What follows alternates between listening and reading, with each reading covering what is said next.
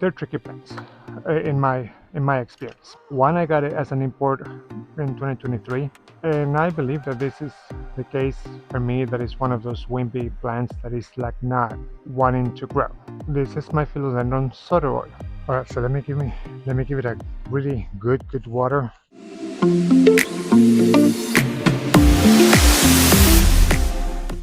Hi, welcome back.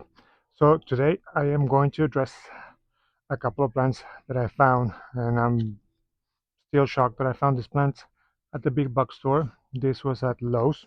Me myself, I have struggled with mines for a little bit. They're tricky plants, in my experience. One, I got it as an import in 2023, and I believe that this is the case for me. That is one of those wimpy plants that is like not wanting to grow. Because in Dallas, it was having the indoor conditions, the humidity tray, and all the right stuff. Even though that I never had a cabinet, I'm about to get into terrariums, so to speak, for those kind of plants, but I don't have necessarily a cabinet yet. I know I need to get one, but it's in the future. That might have been one of the issues. Now, one of these plants, when I moved here, it was already on a moss ball, and it's been out here. It was even out here in the winter, and it's been actually doing a little better than it was doing in Dallas. Possibly it's the same size that it is right now, like maybe a little bit smaller in September of 2023. So I'm talking about the plant was like this big. This is my Philodendron Sodiroi, and that's how much has it grows. It was from here to here in 2 years. Poor thing might be a little wimp because it's not wanting to grow. Like the last leaf is the one that is turning yellow, and I don't know what the issue is. So let me show what I found. Look at the size of this. Sodiroi and melanochrysum. Look how big this is. Like they are in these crappy moss balls. They're not even moss. I don't even know what they're called. I'm gonna break it down because there are roots, every roots they are coming out, but they are all crooked and it's gonna be hard to attach it to a single moss ball. So what I'm gonna do first is I'm gonna chop this into smaller cuttings and propagate them, because if I just try to attach them to a moss ball, they're either gonna snap or they're not gonna attach really well. And these have been obviously in great conditions in order to grow in this way in a greenhouse or in a nursery. So we're gonna start with the cuttings, preparing the cuttings for and put them in water, and then we're gonna try to put this under on real moss balls. All right, so let's start. I got this sort of maybe like a week or two before that one. So I'm gonna address this one first. I already got mine now sterilized. And on this episode, I'm going to address the Sodiroi. The next episode is gonna be the melanochrysum. It's gonna have the same introduction that I just did, but look out for the next episode to see how I address the melanochrysum. So look at these vines are out of control, and what I want to avoid actually is these bends. So even though that these two leaves are not great, I'm gonna cut it right there. I'm gonna start up putting them here. I'm gonna have my powder.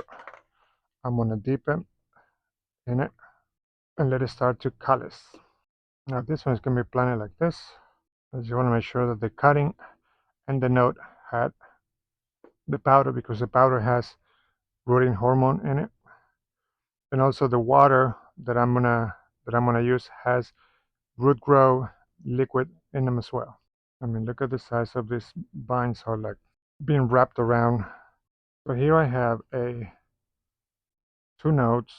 You see this is damage on the stem that is been from bending it. So what I'll do is like I'm gonna cut here, and this I'm gonna drop in a propagation box, because there's a node there. So there might be a plant growing from there.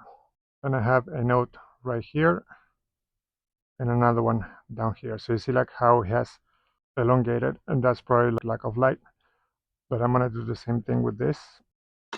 I'm gonna prop that into the propagation box, and this one is gonna go in the water.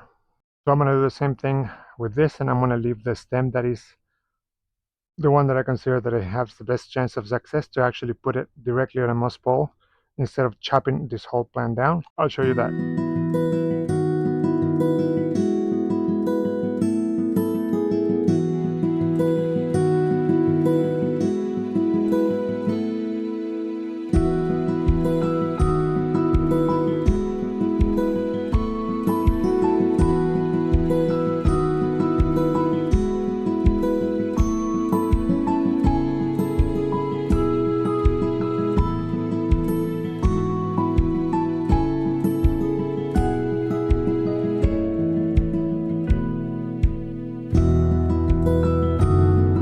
Basically no loss of the root system. It has a little bit of a adhesive, but I was able to basically remove and soften most of it. But the roots are so fine that this is enough for me. I don't think that's going to be a problem because it's not clumped in a single section. No, but this is too big of a pot for that. A regular 6-inch pot will do. And I have this bigger, deeper moss balls here, even though that right now there are not many aerial roots. They are poking out, barely out of the stem, but they're there. So I believe that once they actually find the moisture and be able to lean on the moss ball, they will grow into the moss ball. I don't know if these aerial roots are thicker than the main roots they usually are because they're anchoring roots. We'll see. My moss ball mix, a little bit of a base, and then the rest is the same. I'm going to give you a little bit of an update on the previous philodendrons. I believe I closed down a little bit of the slanted gazebo because the last couple of days it was actually hotter and the Billietiae didn't like it.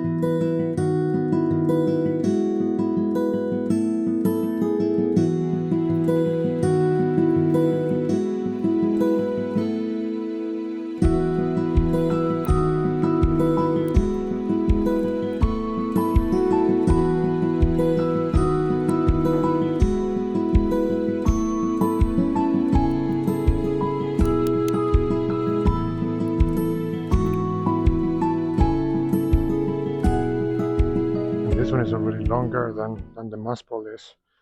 Probably I'm going to chop it a little more. Because as in my experience, I have tried this.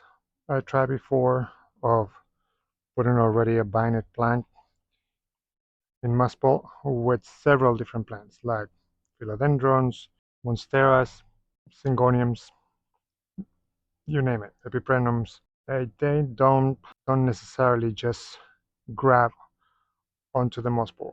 Just only a few have grabbed onto the moss ball. The rest of them tend to just die down, like they don't grab. So it's usually better to start with a small cutting and work your way into the moss ball than just try to do what I'm doing right now. But there are a few exceptions that they actually grab into the moss ball, like being probably not this length, a little shorter, but still. This one was already chopped, so that's going to be a cutting.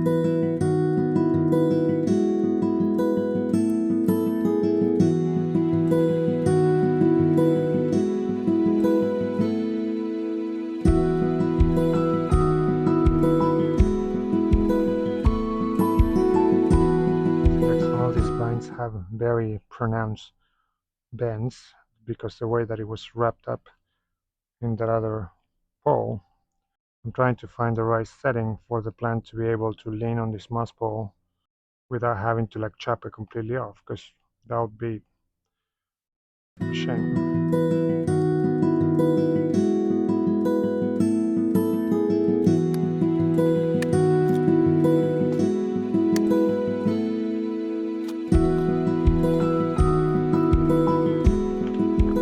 I'm going to dig from the bottom of the container, which is where finer materials are, just because of the root system being so fine.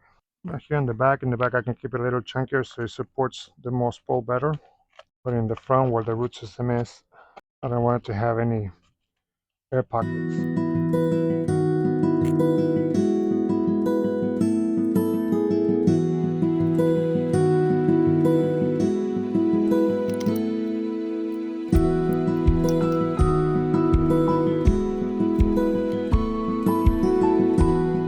use the bends that it has. So instead of trying to like redirect the whole stem and petioles to be completely straight, I just want to use the bends to move it around, kind of like zigzag it, so the plant doesn't have that stress of needing to having the force to be straightening up the stems.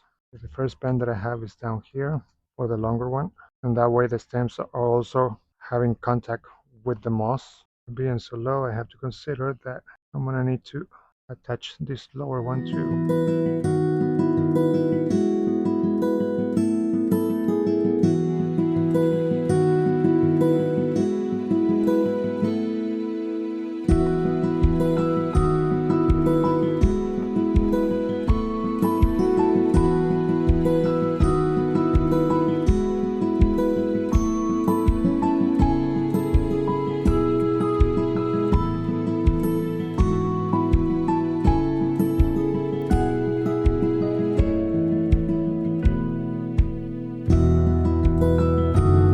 Alright, so let me give it a really good water, so that more to the soil than anything, so it can help me to settle down.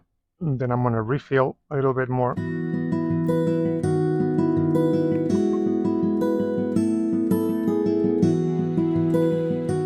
Okay, before we go, let me show you a little update on the philodendron table that I have over here. Then here I have the Choco Empress. There's one of the Mayois that is growing a new leaf.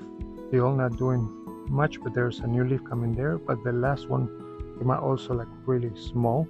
Then we have these two, because the roof was a little open, it was getting probably a little too much sun, because if you see the leaf back here is nice and green, and this one that is pointing down is also nice. But these two, when it has been in a little too much sun. Here is the Gloriosum still on the moss pole and doing his thing. He has not rot, like he only has like one leaf that has yellow a little bit. I haven't touched it yet. Then we're waiting to see some new growth. Here's the other Mayoi. I mean, there's one here, and this is actually not a Mayoi, this is a Florida green. This Birkin was an attempt. It has some new growth, but it's not looking so great. I have another one over there that I will show you in the next episode. You can see here there's also some bleaching on the leaves, because the roof was a little too open and it got a little too hot for them. But that's the update that I got about these philodendrons. There's going to be more philodendrons update on the next episode, so stay tuned. All right, so there is the Philodendron Sodiroi. Do you have one? Do you have any tips or suggestions for me to apply to this plant? That would be greatly appreciated. Stay tuned for the melanochrysum in the next episode. I'm also running out of daylight, and I have 3 small chunks and several cuttings that I'm gonna address now. I'm gonna let them callus for like another hour, and then I'm gonna plop them in water, and we're gonna keep track on those two. Thank you so much for sticking around. Don't forget to subscribe, like, and share. Like I said, drop any comments or criticisms down below, and I will talk to you in the next one. Bye.